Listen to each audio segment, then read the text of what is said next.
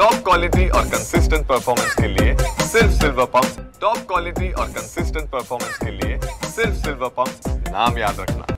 जयगड निवळी या महामार्गावरती गॅस टँकरची पलटी झालेली पाहायला मिळते। आपण पाहू शकता की कशा प्रकार हा जो गॅस टँकर आहे जो पलटी झालेला आहे।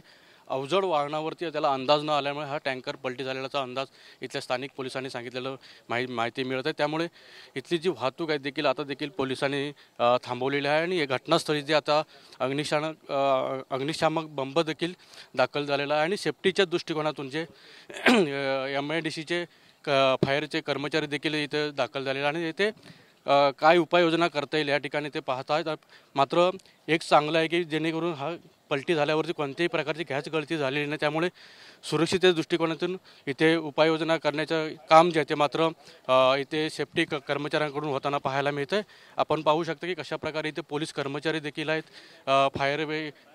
फायरचे कर्मचारी देखील आहेत, त्यामुळे मात्र इथला वाहतूक देखील थांबवण्यात आलेली आहे आणि मात्र सेफ्टीच्या दृष्टिकोनातून देखील इथे काळजी घेतली जात आहे।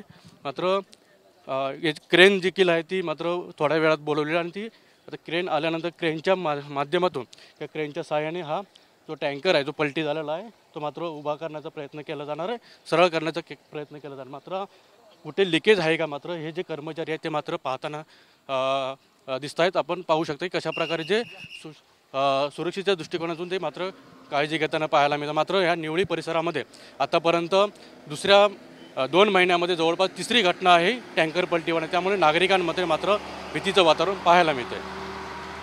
कॅमेरामन सुमित गजनेसह अनंत पाताडे, TV9 मराठी, रत्नागिरी।